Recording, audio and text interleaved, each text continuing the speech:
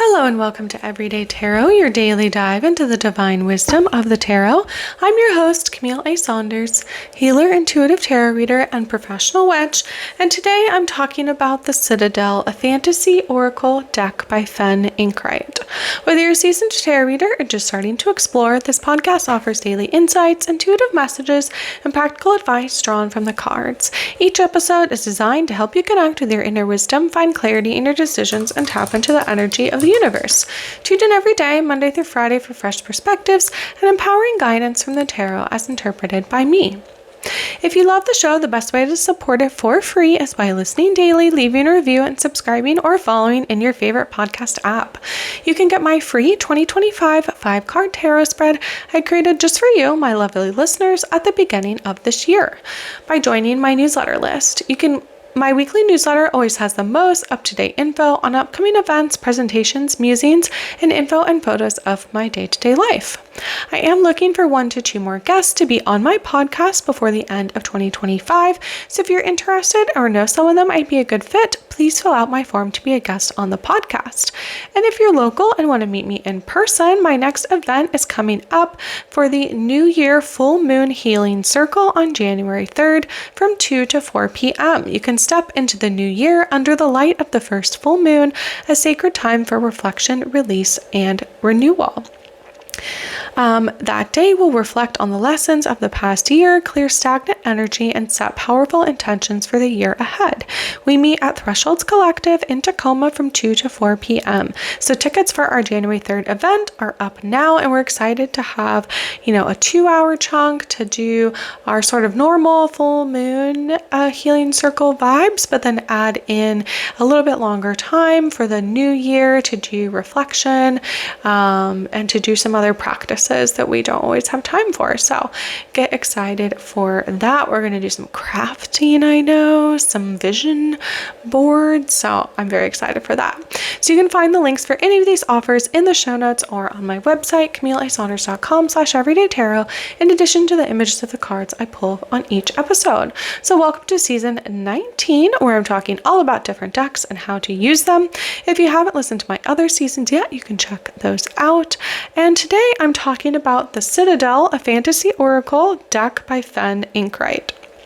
So I'll go through the style of the deck, where I got it, any changes from the Rider-Waite-Smith structure, imagery, what I like to use it for, and anything I wouldn't use it for.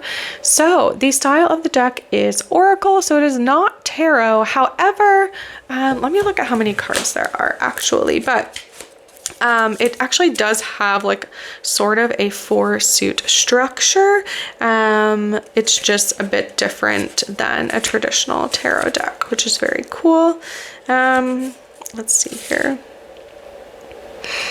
Yeah, so the Citadel is a vibrant journey through a place of meaning and fate. Each card is beautifully and richly illustrated with alluring artwork that draws you into the world that Fenn has built. The artist and the deck's overall design combines the explorative and narrative elements of both tarot and role-playing games in a marvelous way. So it does have its own 4 suits that represent a layer of the city. So again, the Citadel is sort of a city enclosed in walls. And so the court cards, there are influential people within it, woven together with unique spread suggestions that help tell the city's tales and aid in divination.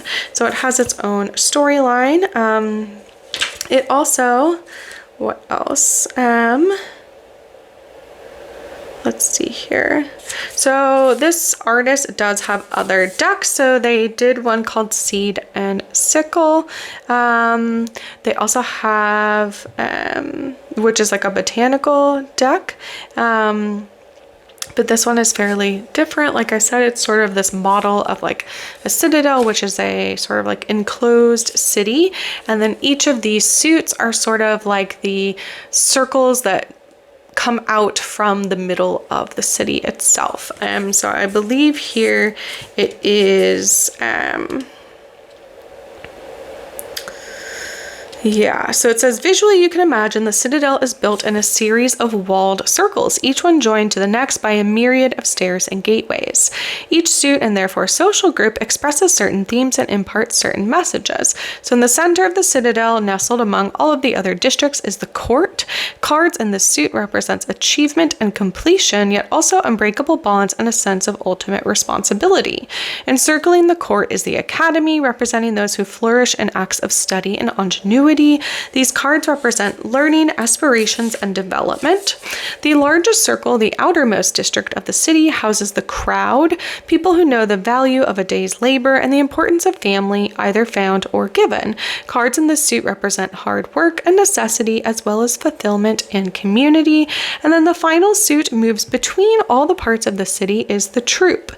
These cards are visitors to the Citadel, the artists and creatives, folks who know how to mask their true desires in order to fit in with those around them. These are cards of self-expression and freedom, but also of doubt, inner turmoil, and personal identity. The Citadel is greater than the sum of its parts. The city and you can only flourish by acknowledging and balancing the strengths and weaknesses represented by all of the suits. So all of this that I read was included in the sort of introduction and talking about the different aspects of this deck. So yeah, there's these 4 different suits, encircled cities. Like I said, it has actually a lot of spreads in the back. So there's like one, so each suit actually has its own spread, which is super cool. And then they go on to talk about there's a full Citadel spread, so you can combine like all 4 suits as a spread, which is like wild because I think that's 12 cards. Then there's sort of other, the sword and shield, which is like the community that built the city. Then there's the sword, which is its own spread, the shield, and then there's also they talk about the oracle as different from tarot, so they could be used together to provide further insights if an initial spread leaves you uncertain. When reading a tarot spread, you may find yourself with further questions, in which case drawing an oracle card alongside the spread can provide further clarification. So they talk about that you can kind of use these cards also in addition to like other spreads with tarot cards, which is very cool. So yeah, I will link to Fenn Inkwright's website. If you see this on social media, I will link to their social media page, which I think is just Fenn Inkwright, like on Instagram, Fenn Inkwright. Like I said, they do have other decks, but they're fairly different. So yeah, it's very cool. I really like this deck. I wasn't going in trying to buy an Oracle deck or like a role-playing deck. Like it's kind of D&D. And they actually have instructions for if you want to use this deck to build encounters, building characters, doing fortune telling within a D&D game, and then they go into the spread. So all of that. So the tarot deck guidebook or the oracle guidebook for this is pretty extensive as well. It's small, like it's about the size of a normal like tarot deck size, but it is almost 200 pages. So there is also that, which is very cool.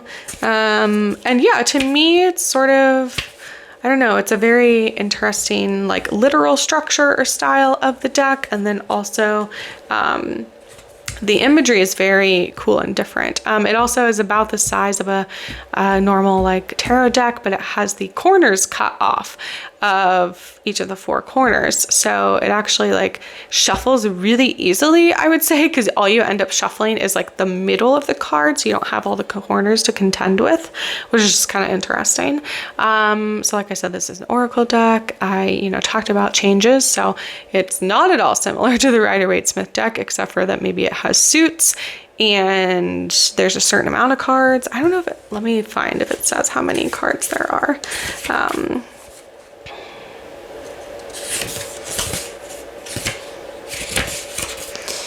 Let's see here.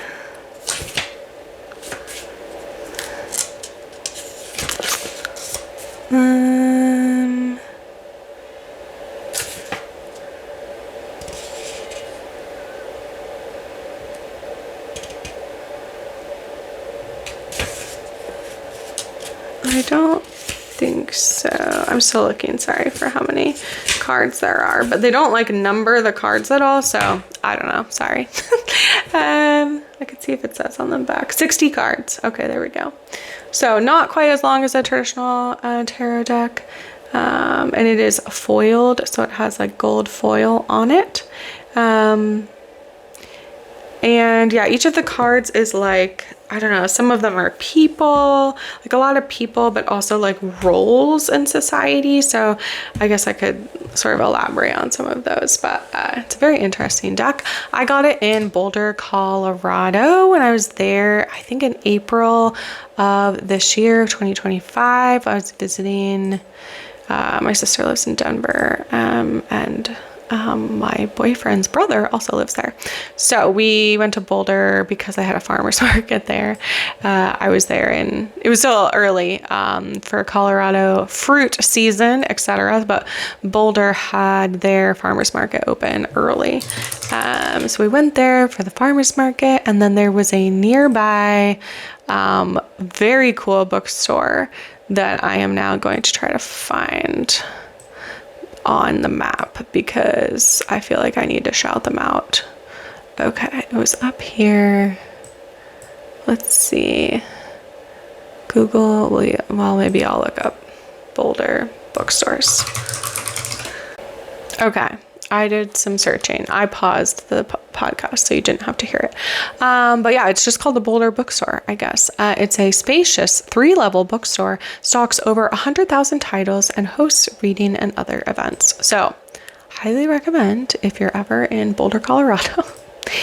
Especially if it's cold out and you want to go hang out in there. But yeah, they have all these different rooms. It's like a giant, it's like an old, I don't know, like office building or something. I was trying to read about, see if I could like find the history, but anyway, it has over 100,000 books, so you know, a great place for me to hang out. But yeah, they had a whole room that had tarot and oracle like over a couple of bookshelves. I was actually looking for a tarot deck, but I didn't like any of them. I like looked and looked probably for like 45 minutes. I'm an annoying person to go to a bookstore with unless you also love to be at bookstores for hours. And so I was there. I was really determined to find something, and I was looking for a botanical deck, which is ironic because I guess Fenn Inkwright has a botanical deck, but it was not there at the time. And so I found this one, the Citadel Fantasy Oracle, and I loved the imagery of it. It's like beautiful. So the backs of the cards are like a black background with white swirls, I guess, and then it's almost like it's cut out of the middle of the card. We see like a city, and then it has these 4 triangles which represent the 4 suits of the deck. And then on the, fronts of the cards, like I said, they have the corners cut off of them, but they otherwise are like normal, I guess, tarot cards. They have a border. They say the name of the card. So this one I'm looking at is the Musician. And it has words underneath, inspiration and gratitude. Sometimes it has like both the upright and the reversal words, which is interesting. And it's like in black ink and red ink, and then it has like gold, or actually kind of like copper foil looking on top of it, but they're very like shiny, and they all have that. So the edges are not gilded, but they have all of this beautiful like foiled oracle deck, which is very cool. Okay, so like I said, the imagery, it doesn't really have people on it, even though like these are named. It's like the hunter, the muse, the priest, the herald, like these are all roles in the Citadel here, but it often has like hands. So like this one is the chiromancer, delivering news and collaboration, and it has a picture of like someone's hand, and then it has all these different symbols on it, like the symbols of the zodiac. Yeah, and what else do I see? So we don't really see like faces. We just see like kind of disembodied hands or arms and images there that are sort of leading this. So like the painter has, like we see a paintbrush, and then we see these like beautiful red background, and like it's painted gold flowers on top of it. The astronomer has like a black background and red kind of like sun rays sort of like coming out from the bottom, but it's a very creative, like